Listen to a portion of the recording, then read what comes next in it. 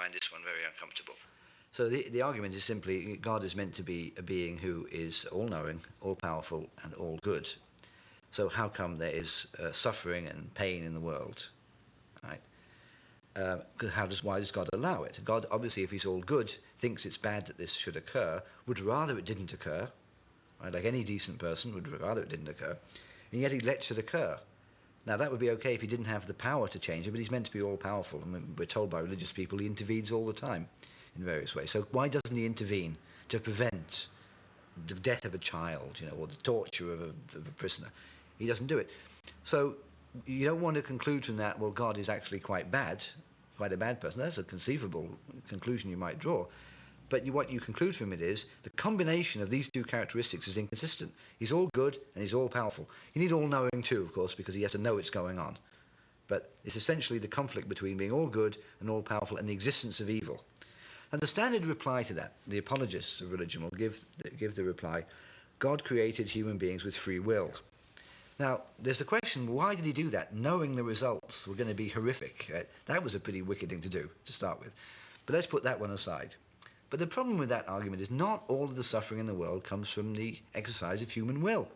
Much of it comes from natural catastrophes or disease, accidents, all sorts of things can cause tremendous suffering in humans. Somebody's born with a genetic disease. No human being had any role whatsoever in creating that. That comes from nature, God's creation, of course, we're told. So God created a world in which it was inevitable there'd be tremendous suffering on the part of completely innocent human beings. But there might be religious arguments to the effect that he created this obstacle course for his created creatures endowed with free will in order to bring out the best in them. And I always find this one, to me, it brings out to me the sort of hard-hearted, immoral side of this way of thinking about things. Because just think about what's being said when somebody says that.